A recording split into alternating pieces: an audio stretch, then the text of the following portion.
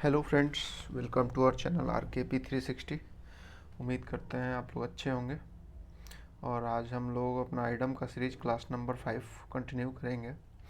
इससे पहले मैं बता दूं आपको, ये हम लोग का सेकेंड लास्ट वीडियो है सेक्शन ए से, है ना। इसके बाद जो हमारा वीडियो आएगा वो आएगा या तो ए से या फिर इस पे सेक्शन बी पे, ठीक है। तो उम्मीद करते हैं इस ठंड भरी दिनों में आप अच्छे होंगे और अपना ख्याल अच्छे से रखे होंगे।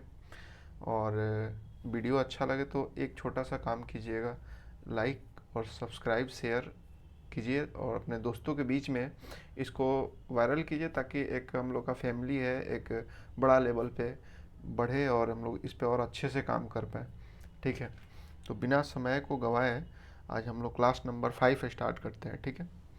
तो क्लास नंबर 5 का जो पहला आइटम है उसको देखते हैं, ठीक है। देखिए, क्लास नंबर 5 का पहला आइटम क्या है? As hard as nail. As hard as nail का मतलब ये होता है, पहले हम आपको बता दें क्लास स्टार्ट करने से पहले हम इसका हिंदी बताएंगे, ठीक है। हिंदी बताने के बाद उसका टेक्निक बताएंगे, एक लॉजिक बताएंगे, एक ट्रिक बताएंगे कैसे याद करेंगे, ठीक है। उसके बाद फिर इसका इंग्लिश मीनिंग लिखेंगे, फिर उसके बाद हम एक सेंटेंस इसका यूज़ करेंगे इस आइटम के थ्रू, ठीक है। तो इस तरीक़ा से हम लोग पहले अपना हिंदी लिखते हैं, ताकि इससे ये होगा ना कि आपको समझ में आएगा, ठीक है। वो लॉजिक आपको समझ में आएगा कि किस तरीक़ा से उस लॉजिक के थ्रू हम हिंदी मीनिंग को समझते हुए इसको याद कर पाएँ, ठीक है। इसलिए पहले इसका आप मीनिंग ही नहीं जानिएगा तो ये होगा कि आप इसका लॉजिक पकड़ ही नहीं पाइएगा क्या होता है, ठीक है। तो हिंदी मीनिंग पहले देखते हैं, हिंदी मीनिंग से ही लॉजिक एक निकलेगा जिसको हम लोग याद कर लेंगे और हमेशा के लिए वो याद हो जाएगा, ठीक है। चलिए, तो पहला एज हार्ड एज नेल, इसका मतलब क्या होता है? जैसे एक ऐसा व्यक्ति जिसके सामने आप गिड़गिड़ा रहे हैं, बेबस है, फिर भी वो उसका अंदर से हार्ट जो है वो आपके प्रति सहानुभूति नहीं हो रहा है, ठीक है। तो मतलब एक उसको ऐसे बोल सकते हैं जो हार्टलेस है, जिसके पास कोई फीलिंग नहीं हो, अनफीलिंग हो, ठीक है, संवेदनहीन हो, ठीक है। उस तरीका के व्यक्ति के लिए हम लोग आज as hard as nail use करते हैं, ठीक है। तो इसको हिंदी में हम लोग को अगर लिखना होगा तो शॉर्टकट हम लोग क्या लिख सकते हैं इसको? संवेदनहीन, ठीक है। संवेद संवेदना संवेदनाहीन, ठीक है। इसको हम लोग ये बोल सकते हैं ना, हार्टलेस, जिसके पास किसी तरीका का अंदर फीलिंग ना हो, ठीक है। हार्टलेस बोल लीजिए,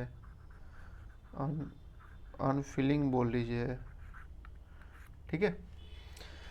अब देखिए इसका टेक्निक से कैसे, अब इसका टेक्निक बताते हैं कैसे हम याद रखेंगे। ये एक लॉजिक है, इसको मतलब ये नहीं समझना इसका मीनिंग यही होता है, ठीक है। इसको एक लॉजिक से इसको हम लोग एलिब्रेट करके याद करने का कोशिश करते हैं, ठीक है।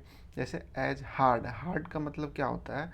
इसको अगर हम लोग हार्ड करें, इसको हार्ड जैसे नाखून होता है हम लोग का, नेल क्या होता है? हार्ड होता है, ठीक है।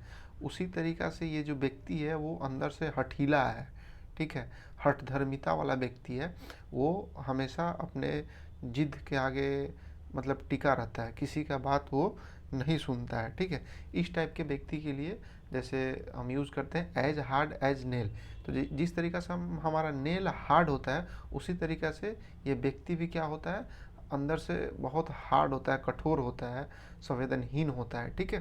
तो इसको याद करने का ये तरीका हो गया कि नेल जिस तरीक़ा से हार्ड होता है उस तरीक़ा से ये मतलब इसका जो मीनिंग आएगा वो भी एक हार्ड से होगा रिलेटेड। और वो क्या होगा? जो हठधर्मिता होगा, जो अंदर से हठीला व्यक्ति हो, उसके लिए हम इसको यूज करेंगे, ठीक है। तो इसको एक एग्जाम्पल में लेते हैं। तो एग्जाम्पल में तो सिंपली आप जैसे ले लीजिए कि वो एक क्या है? संवेदनहीन है, वह संवेदनहीन है, ऐसे आप बोल सकते हैं ना, वह संवेदनहीन है, ठीक है। तो इसको हम कैसे लेंगे? उसको सिंपली ले लेंगे, ही इज, क्या है वो? एज हार्ड एज नेल, ठीक है। ले लिए, ये तो मेरा आइटम हो गया, ठीक है। अगर मन है आपको और भी सेंटेंस को बड़ा करें, ठीक है, तो इसमें कुछ और हम लोग जोड़ देते हैं, ठीक है। लिख दीजिए, never never moved by anything, never moved by anything. इसका मतलब क्या हो गया कि वो एक संवेदनहीन व्यक्ति है, ठीक है, जो कभी भी क्या होता है किसी चीज़ से विचलित नहीं होता है, ठीक है। उसी तरीके से अब हम बात करते हैं एज ट्रू एज स्टील, ठीक है। दूसरा नंबर हमारा क्या है, एज ट्रू एज स्टील। तो एक हम लोग को पता है, पहले हम लोग हिंदी इसका मीनिंग लिख देते हैं, ठीक है। भरोसा मंद, ठीक है। हिंदी एरर होगा उसको आप लोग करेक्ट कर लीजिएगा, ठीक है। भरोसा मंद, ठीक है। इसको जिसको हम ये लिख सकते हैं, भरोसा मंद को हम इंग्लिश में क्या लिख सकते हैं, ट्रस्ट वर्दी, ठीक है। जिस पे बहुत ज़्यादा विश्वास होता है उसको बोलते हैं ट्रस्ट वर्दी, ठीक है। तो जैसे स्टील, हम लोग कोई भी चीज़ होता है इसको एक लॉजिकल वर्ड लेते हैं, स्टील। स्टील क्या होता है, स्टील पे हम लोग को बहुत ज़्यादा विश्वास होता है, ना कि आयरन पे। आयरन से अधिक हम लोगों को किस पे विश्वास होता है, स्टील पे, ठीक है। तो ट्रू एज स्टील, स्टील क्या है, सही है। ट्रू का मतलब क्या होता है, सही होता है। स्टील का मतलब क्या होगा, इस पे हम लोग को विश्वास है इसलिए ये सही है। ट्रू एज स्टील यानी भरोसामंद, ठीक है। अब इसको एग्जाम्पल में देखते हैं, एग्जाम्पल में हम लोग कैसे लेंगे, ठीक है। अगर आप ऐसे याद करेंगे तो बहुत दिन तक याद आपको नहीं रहेगा, बट इसको एक किसी लॉजिक से याद कीजिए, या फिर आपसे भी जो लॉजिक बन पा रहा है उसके थ्रू अगर आप याद करते हैं तो ये बहुत अच्छे से याद रहेगा। कभी भी आप देखिएगा, हो सकता है कभी कभी ऐसा देता है एग्जाम में, एज नहीं दे, एज को साइलेंट कर देता है, ठीक है, सिर्फ दे दे ट्रू एज स्टील, ठीक है। तो आप याद किए रहिएगा एज ट्रू एज स्टील, तो उसमें क्या होता है ना कि कन्फ्यूज़न बहुत ज़्यादा हो जाता है। इसलिए कोई अगर लॉजिक बनता है तो उस पर याद कीजिएगा तो ज़्यादा दिन तक याद होगा। ऐसे तो ठीक है, हर जितने भी सारे वर्ड हैं सबका लॉजिक नहीं बन पाता है, तो जो लॉजिक नहीं बन पाता है उसके लिए तो ठीक है, बट जो लॉजिक बन रहा है उसके लिए हम लॉजिक लगा करके याद करें तो अच्छा है। ट्रू का मतलब जैसे हम समझ रहे हैं क्या होता है, ट्रू का मतलब सही होता है ना। ट्रू का मतलब सही, फॉल्स का मतलब गलत, हम पढ़े हुए हैं ना। ट्रू का मतलब क्या होता है, सही। स्टील का मतलब क्या होता है, स्टील। स्टील हम समझेंगे अपने वर्किंग, अपने डेली लाइफ के यूज़ में। स्टील जो होता है, हमेशा कोई भी काम हम लोग देखते हैं ना आजकल स्टील से करवाना शुरू किए हैं, लोहे से नहीं करवाते हैं। क्यों, लोहे में क्या होता है, जंग लगता है, लोहा ख़राब हो जाती है। बट स्टील क्या है, एक ट्रस्टेड चीज़ है, इसमें जंग वगैरह नहीं लगता है, इसलिए क्या है, ये भरोसामंद है। तो हम इसको कैसे बोलेंगे, एज ट्रू एज स्टील, ठीक है, यानी भरोसेमंद, ट्रस्ट वर्दी, ठीक है। अब इसका हम एज एग्जाम्पल लेते हैं, ठीक है। सपोज दैट आप किसी भी, जैसे हम आप ही पे एग्जाम्पल ले लेते हैं, ठीक है।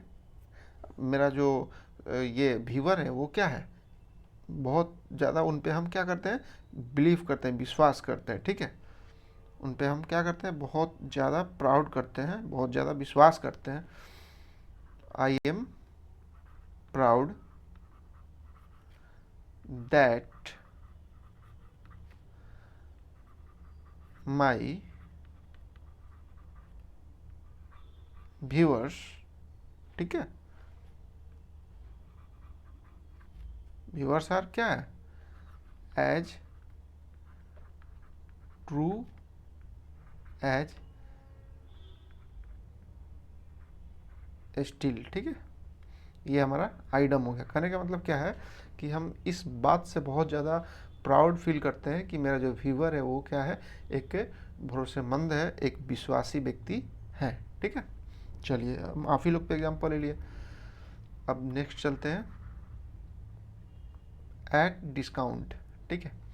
एट डिस्काउंट का मतलब क्या होता है, जो स्तरहीन हो, जो लो क्वालिटी हो, ठीक है। जैसे कि हम इसको बोल सकते हैं गुणहीन हो, जो क्या हो, स्तरहीन हो, स्तरहीन हो, स्तरहीन, या फिर इसको बोल सकते हैं गुणहीन, ठीक है। इसको अगर हमको इंग्लिश मीनिंग बताना हो तो लो क्वालिटी या चीप क्वालिटी भी बोल सकते हैं, ये आपको याद रहेगा। हम ज़्यादा हार्ड इसका अगर साइनो लिख दें तो फिर दिक्कत हो जाएगा, कभी याद नहीं रह पाएगा, क्योंकि ऑलरेडी आप एट अ डिस्काउंट तो याद कर ही रहे हैं, उसके साथ साथ एक और आपके लिए टफ वर्ड यहाँ पे दे दिया जाए जैसे लो क्वालिटी के जगह पे, तो इससे आपको होगा कि बहुत ज़्यादा मतलब याद करने का बहुत ज़्यादा लफड़ा हो जाएगा, ठीक है। और हमको क्या याद करके एग्ज़ाम पास करना है, ना कि हमको मतलब क्या एक राइटर और पोएट्री नहीं बनना है, ठीक है। तो एट अ डिस्काउंट का मतलब क्या हुआ, गुणहीन, स्तरहीन। तो अब इसका लॉजिक देखिए क्या होता है। जैसे डिस्काउंट, हम लोग किसी भी प्रोडक्ट पे डिस्काउंट कब लेते हैं, या प्रोडक्ट पे डिस्काउंट दुकानदार कब देता है, जब वो क्वालिटी ख़राब होता है, लो क्वालिटी होता है, या फिर एक्सपायर होने वाला होता है, यानी कि इन द सेंस ऑफ कि क्वालिटी जब ख़राब होता है तो हमको किसी भी चीज़ पे डिस्काउंट मिलना शुरू हो जाता है, ठीक है। तो इसका एग्जांपल हम लोग कैसे लें, जैसे एग्जांपल इसका हम लोग लेते हैं, जैसे ए lot of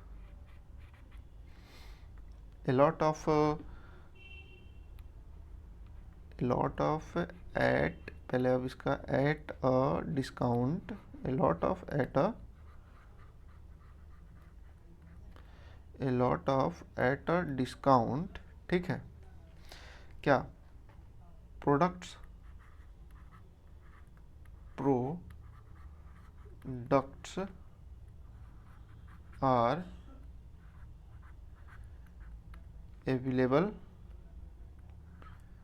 AVAILABLE, available in the where market, ठीक है। कहने का मतलब है अलॉट के जगह पे, पहले इसका मीनिंग आप समझ लीजिए, फिर यहाँ पे कुछ और चीज़ें बताते हैं, ठीक है। अलॉट ऑफ, यानी कि a lot of products are available in the market, ठीक है। इसको हम लोग हाइड कर देते हैं पढ़ने में, जैसे हम लोग को सेंटेंस बनाने में दिक्कत हो रहा है, इसको हम लोग हाइड कर देते हैं, ठीक है। हाइड कर लीजिए, एट अ डिस्काउंट को हाइड कर देते हैं, ठीक है। यहाँ से पढ़ते हैं many products are available in the market, ठीक है। ये बात तो सब लोग जानता है, many product are available in the market, बहुत सारे प्रोडक्ट जो है मार्केट में अवेलेबल है, ठीक है। बट हमको इसको यूज़ करना है आइटम, ठीक है। तो आइटम अगर हम एट अ डिस्काउंट यूज़ कर रहे हैं, तो many product are available in the market, तो किस टाइप का प्रोडक्ट, तो लो क्वालिटी का प्रोडक्ट, किस टाइप का, लो क्वालिटी का प्रोडक्ट। एट अ डिस्काउंट का मतलब क्या हो गया, लो क्वालिटी। तो यहाँ पे लो क्वालिटी भी हम लगा सकते हैं। और हाँ, यहाँ पे ए लॉट ऑफ के जगह पे आप मेनी भी लिख सकते हैं, ठीक है। यहाँ पे मेनी भी लिख सकते हैं, या फिर आप एक और चीज़ इसके लिए आता है, ए गुड गुड मेनी भी लिख सकते हैं, ठीक है। इन तीनों को आप लिख सकते हैं, और देख लीजिएगा जो आपको अच्छा लगे, तीनों में से कोई एक यूज़ कर लीजिएगा इस सेंटेंस के लिए, ठीक है। चलिए, और ये सब ग्रामेटिकल पोर्शन है, बट हम आपको बता दे रहे हैं, और जब ग्रामर कभी स्टार्ट करेंगे आप लोग के डिमांड पे, तो उसमें और अच्छे से इसको हम एक्सप्लेन करेंगे, ठीक है। चलिए, अभी हम लोग बिना समय गंवाए फिर नेक्स्ट देखते हैं, at a loss. Suppose that, इस पहले हम हिंदी का बात हुई थी ना, पहले हम हिंदी लिखेंगे फिर उसका मीनिंग समझेंगे। जैसे हम एट लॉस हम बता दें, इस पर कहानी बता दें, आपको पता ही नहीं हो इसका मतलब क्या होता है, तो फिर आप नहीं समझ पाइएगा। इसलिए पहले इसका हिंदी मीनिंग से समझ लीजिए होता क्या है, ठीक है। पहले किसी बारे में तो जान तो लीजिए कि ये जो नैरेटिव है, ये जो पोएम है किस पे है, ठीक है। तब तो इंटरेस्ट आएगा ना उस नैरेटिव, उस पोएम को सुनने में। तो पहले इसका मतलब पहले समझ लेते हैं, एट लॉस। एट लॉस का मतलब क्या होता है, फुली कंफ्यूज, यानी कि पूरी तरह कंफ्यूज्ड, FUSED, ठीक है, कंफ्यूज्ड। और इसको आप ये लिख दीजिए, फुली कंफ्यूज्ड, ठीक है, फुली कंफ्यूज्ड लिख सकते हैं, ठीक है। जैसे एट लॉस, सपोज दैट आपके पास कोई सामान है, ठीक है, वो जब खो जाता है तो उसके बाद आप क्या हो जाते हैं, पूरी तरीक़े से कंफ्यूज हो जाते हैं कि यार कैसे करें, क्या करें। मतलब एक होता है ना कि आपका माइंड, प्रेजेंट ऑफ माइंड उस समय आपके पास होता ही नहीं है, क्या करें कैसे करें, घबरा जाते हैं, कंफ्यूज हो जाते हैं, ठीक है। तो हम लोग इसका एक एग्जांपल लेते हैं, ठीक है। सपोज दैट एग्जांपल में क्या लिया जाए, एग्जांपल में लेते हैं, ले लिया जाए पुलिस से, the police is completely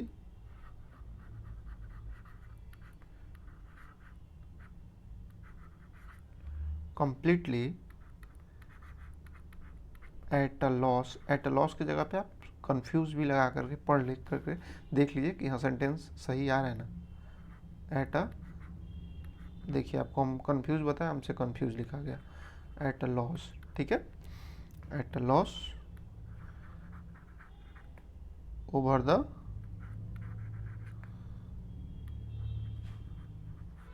real culprit. ऐसे होता भी है, पुलिस हमेशा कौन रियल दोषी है उसको पकड़ने में कंफ्यूज हो जाती है, ठीक है। वही चीज़ इसमें कह रहा है, police is completely eight loss, यानी एट लॉस जो है आपका आइडम है जो कि सेंटेंस में हम लोग यूज़ किए, ओवर द रियल कल्प्रिट, जो वास्तविक कौन है दोषी उसको पकड़ने के लिए पूरी तरीक़े से कंफ्यूज हो जाती है, ठीक है। एट प्रीमियम, ठीक है, एट प्रीमियम से आपको पता चल रहा है, पहले हम लोग इसका हिंदी मीनिंग ले लेते हैं। प्रीमियम का मतलब ये हुआ जिसे कोई चीज़ है, ठीक है, उसको बहुत हम लोग मशक्क़त से पाते हैं या फिर बहुत कंजस्टेड तरीक़ा से किसी चीज़ को अचीव करना। सपोज दैट आप कहीं ट्रेन में जा रहे हैं, आपको सीट मिल गया तो आप बैठे, लेकिन कंफर्टेबली नहीं बैठ रहे हैं, किसी तरीक़ा से मिल गया ना, यानी कि आप समझिए ना कि लकली मिल जाना जिसे पाना कठिन हो। सपोज दैट आप इसको ऐसे लिख सकते हैं, जिसे पाना कठिन हो, जिसका बहुत ज़्यादा महत्व हो जाए, ठीक है, जिसे पाना क्या हो, पाना कठिन हो, ठीक है, जिसे पाना कठिन हो। उसके बाद में आप ये भी लिख सकते हैं जिसका महत्व अधिक हो। सपोज दैट आपके घर में स्पेस है तो आपके लिए स्पेस का महत्व नहीं है, बट जिसके पास छोटा घर है उसके लिए स्पेस बहुत ज़्यादा इंपॉर्टेंस रोल प्ले करता है उसके लिए, ठीक है, क्योंकि उसके पास स्पेस का कमी है। तो जिसके पास जो है वो तो ठीक है, जिसके पास नहीं है, जिसका बहुत ज़्यादा महत्व हो जाता है, ठीक है, जिसका बहुत ज़्यादा महत्व हो जाए, ठीक है। अगर हम बात करें इसको इंग्लिश में कैसे लिखेंगे, है ना, तो इंग्लिश में ऐसे लिख लेंगे हम लोग, give more importance, give more importance, ठीक है। अब एज एग्जाम्पल इसको देखते हैं, ठीक है, मतलब जिसको ज़्यादा हम लोग क्या करें, जिसको ज़्यादा हम लोग क्या देते हैं, महत्व देते हैं, जो ज़्यादा कोई चीज़ होता है कभी कभी हमारे लिए बहुत महत्वपूर्ण हो जाता है, ठीक है। तो सपोज दैट हम लेते हैं एक example, we bought,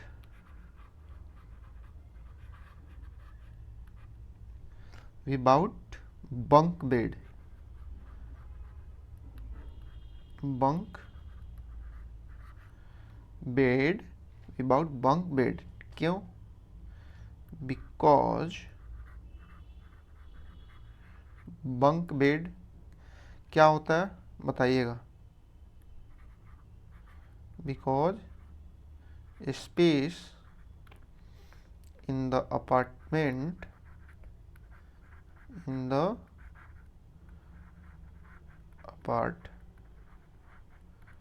apartment is at premium भी बोल सकते हैं, या फिर is more importance, is more importance भी यहाँ पे लिख सकते हैं, यहाँ पे इसका मीनिंग, ठीक है, बट आपको आइडम यूज करके दिखाना है, इसलिए हम यहाँ पे जो है वही चीज़ को लिखेंगे, ठीक है। तो इज एट अ क्या लिखे हम लोग, we bought bunk bed because space in the apartment is at a premium, मतलब जो है मेरा आइटम वो यूज हम लोग इसको कर दिए, ठीक है। इसका मतलब क्या हो गया कि मेरे पास जो है स्पेस का कमी है मेरे अपार्टमेंट में, इसलिए हमने कौन सा बंक बेड का मतलब वो होता है जैसे एक बेड होता है, बेड के ऊपर भी एक बेड होता है, ठीक है। जैसे स्पेस कम रहता है वहाँ पे हम लोग यूज़ करते हैं, जैसे बहुत सारे आर्मी कैंप में या फिर हॉस्टल में बंक बेड वो होता है ना, जैसे एक बेड नीचे है, फिर उसी बेड के जस्ट ऊपर दूसरा बेड है, फिर उसके ऊपर तीसरा बेड है, इस टाइप का जो बेड होता है उसी को बोलते हैं हम लोग बंक बेड, ठीक है। बंक बेड उसी को कहते हैं। चलिए अब हम लोग देखते हैं at an arms length. At an arms length का मतलब क्या होता है, जो हम होता है ना कि किसी चीज़ से हम बहुत दूर रहते हैं, बहुत लोग को होगा इसमें झूठ से बहुत दूर रहता है, परहेज करता है, बहुत लोग होगा जो ये नशा पदार्थ है, नशीला पदार्थ है, उससे दूर रहता है, ठीक है। तो इस पे हम इसको क्या बोलते हैं, परहेज करना, मतलब अपने से दूर रखना।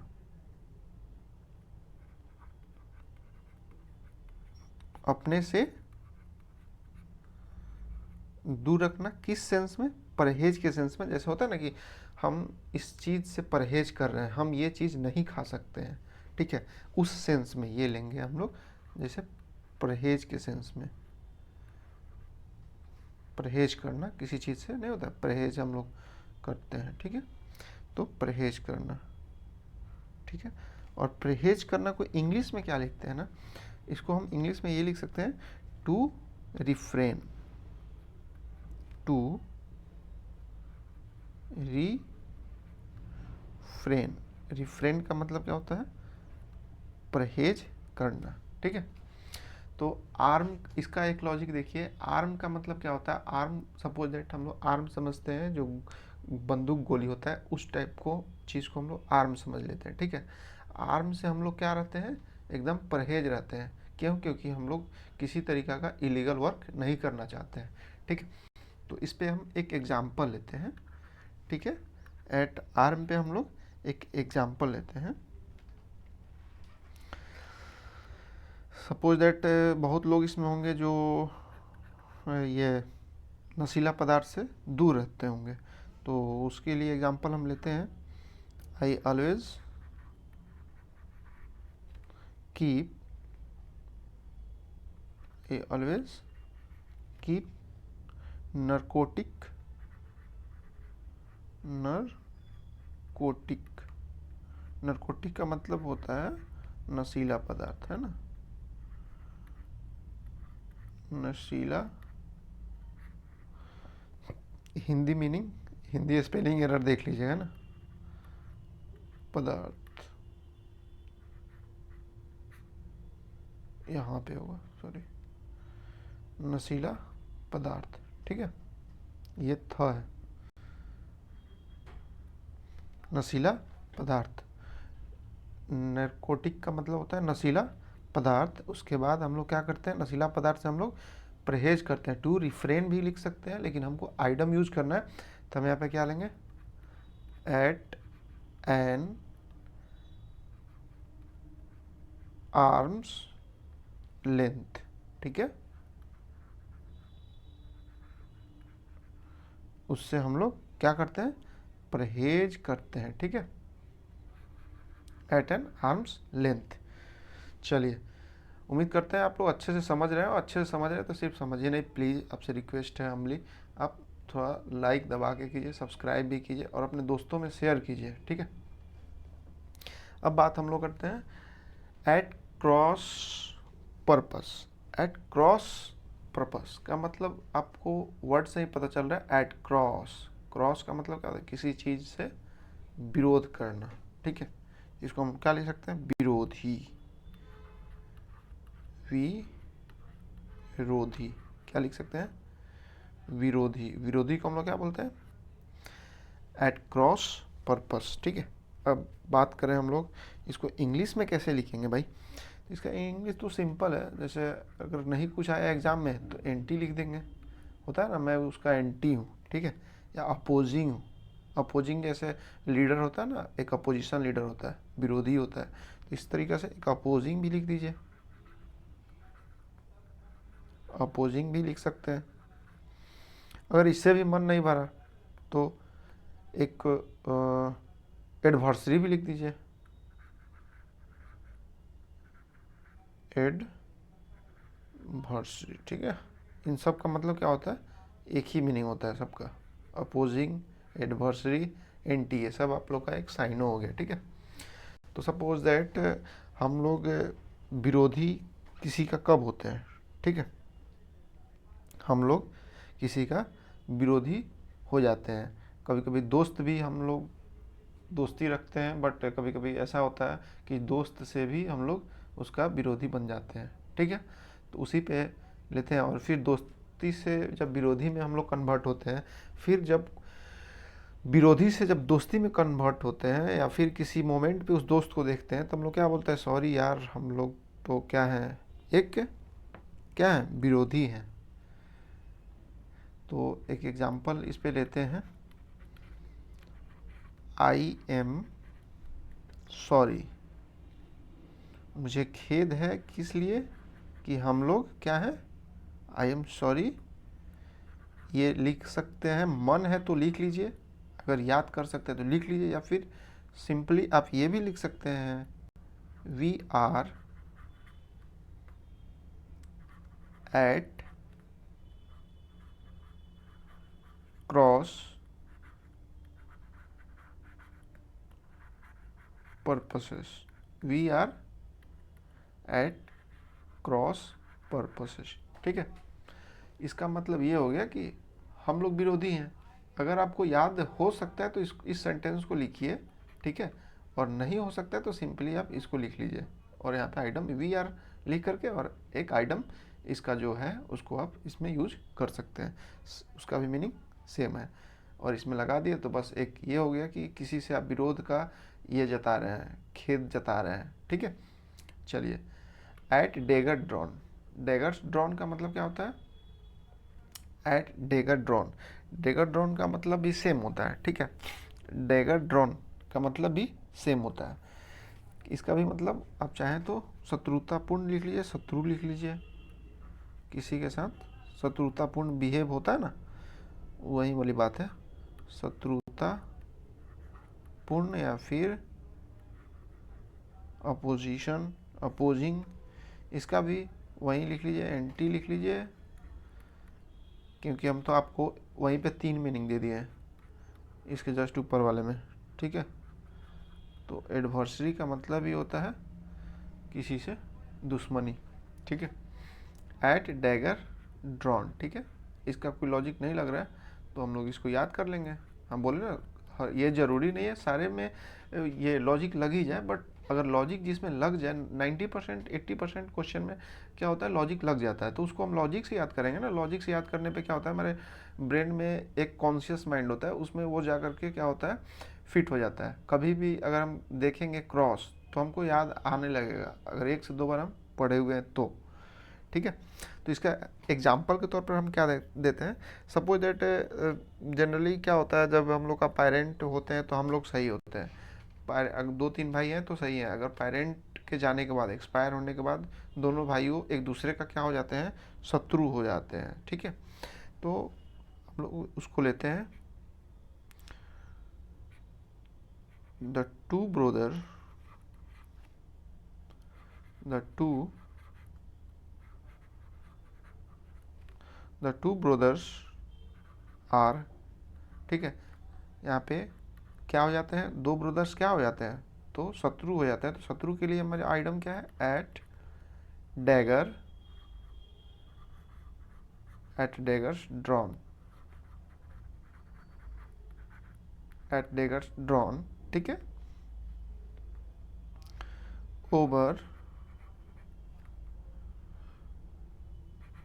किस लिए हम लोग, इसके पीछे तो कुछ रीज़न होगा ना, किस लिए हम लोग एक दूसरे का शत्रु बन जाते हैं, तो वो है पैटर्नल प्रॉपर्टी जो होता है, बाप दादा का संपत्ति, उस पे हो जाता है ना, प्रॉपर्टी पे, पैटर्नल प्रॉपर्टी पे हम लोग एक दूसरे का क्या हो जाते हैं, डेगर ड्रॉन हो जाते हैं, ठीक है। अगर इससे और सेंटेंस बढ़ाना है ताकि जो आपका कॉपी चेकर उसको एक अच्छा ये लगे, तो आप इसमें और भी इसको जोड़ सकते हैं, नहीं तो यहाँ पे भी सही है।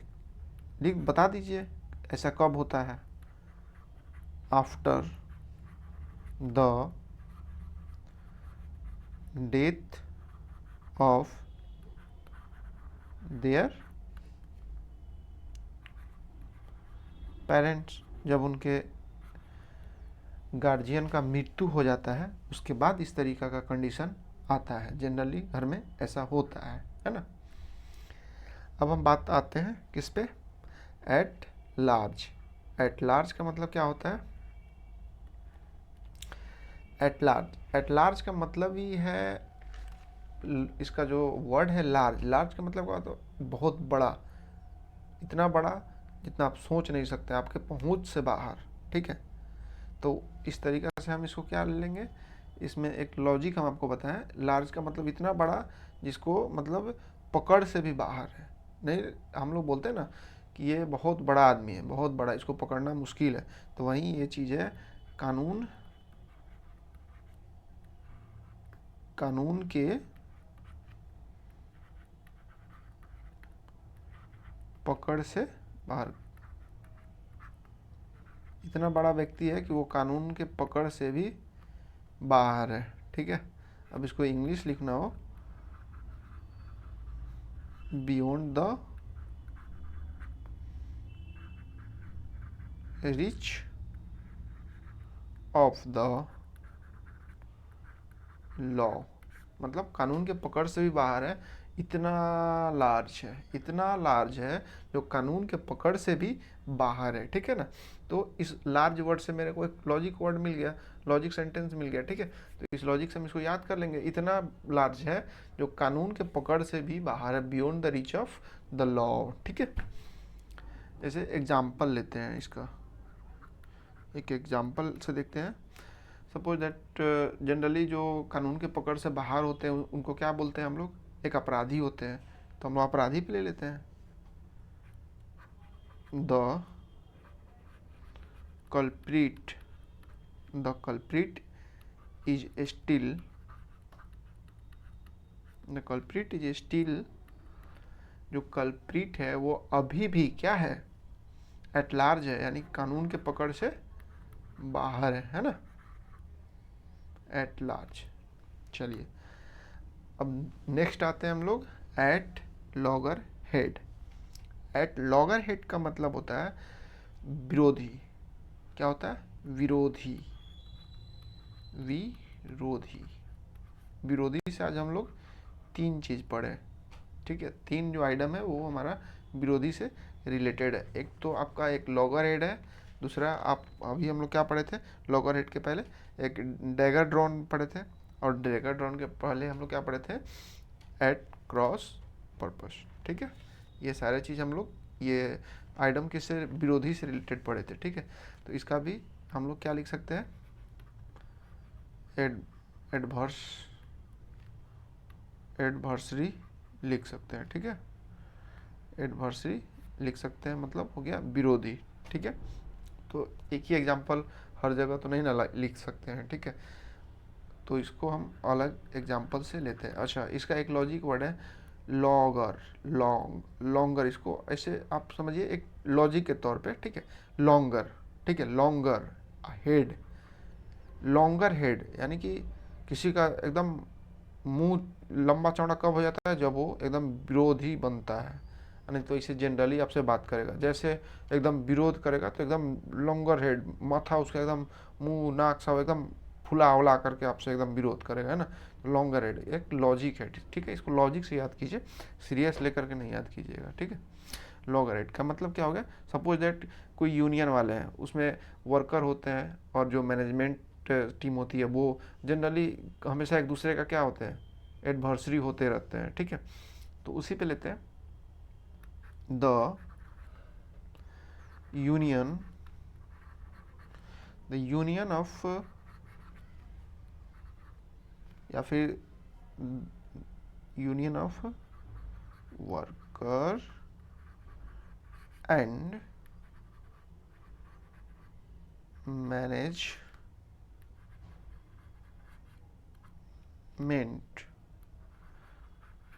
आर।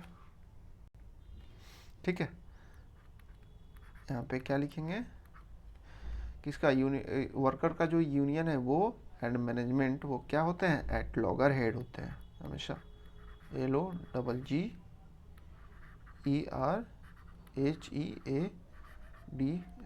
लॉगर हेड्स, ठीक है। जिसका प्रभाव क्या पड़ता है, इसका प्रभाव वो प्रोडक्ट्स पे, जो प्रोडक्शन होता है उस प्रोडक्ट पे पड़ता है कि प्रोडक्ट का सप्लाई अच्छे से नहीं हो पाता है। किस पे पड़ता है, उस कंपनी के प्रोडक्शन पे पड़ता है।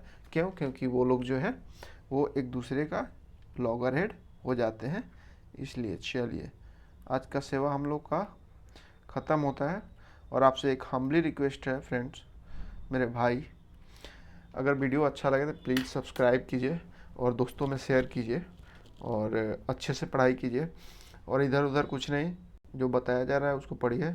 आप एग्ज़ाम दे करके आइएगा, फिर एक बार रिव्यू करके देखिएगा क्वेश्चन कहाँ से था, ठीक है। ज़्यादा बोलने का नहीं, काम ज़्यादा करने का, ठीक है। चलिए, तब तक के लिए बाय, फिर मिलते हैं कल, ठीक है। और कल मिलते हैं हम लोग, किसी अदर टॉपिक पे मिलते हैं, ठीक है। कल हम लोग अदर टॉपिक पे मिले या फिर कैसे, आप कमेंट करके हमको बताइएगा। या फिर कल ए जो है हम लोग का कंप्लीट हो जाएगा, तो नहीं तो हम लोग ए को कल कंप्लीट कर लेते हैं, फिर उसके बाद हम लोग किसी अदर टॉपिक पे बात करते हैं। नहीं हो तो कंप्यूटर, हम ये सोच रहे थे कंप्यूटर स्टार्ट करें या फिर क्या, कौन सा सेक्टर स्टार्ट किया जाए, आप हमको कमेंट करके बताइए, उसी के अकॉर्डिंग हम वीडियो को लाएंगे। और इस पे एक से हमारा रिमेनिंग जो है वो एक लेटर और एसे है, ठीक है। तो कल के बाद हम कभी भी लेटर ऐसे लेकर के आएंगे, और अच्छे तरीक़ा से लाएंगे, ही नहीं कॉपी पेस्ट कर दिए कहीं से लेकर के आए, अलबल कुछ बोल दिए, हो गया नेट उट से निकाल के। एक पहले देखिए, किसी चीज़ का ये फिक्स नहीं है कि वो लेटर या फिर ऐसे किस पे आपको दे सकता है। तो सबसे बेहतर चीज़ है मेरे सोच से कि आप उस पर, उसके फॉर्मेट पे काम कीजिए, ठीक है, उसके थिंकिंग पे, उसके अप्रोच पे काम कीजिए कि हम उस चीज़ को कैसे सोचें, ठीक है, इस पे काम कीजिए। और ऐसे तो हम हैं ही, जो हम आपको प्रॉमिस किए थे, जो आपको टॉपिक बताया जाएगा उससे बाहर नहीं आएगा। और इसका देखिएगा, हमारे बोलने से तो कुछ होगा नहीं, आप इसको देखिएगा, रियलाइज़ कीजिएगा, ठीक है। चलिए, आप कमेंट करके बताइएगा आप नेक्स्ट टॉपिक और नेक्स्ट किस सेक्टर पे आप चाहते हैं, ठीक है। चलिए, तब तक के लिए बाय, गुड नाइट फ्रेंड्स, और लाइक शेयर दबा के कीजिए, मस्त रहिए।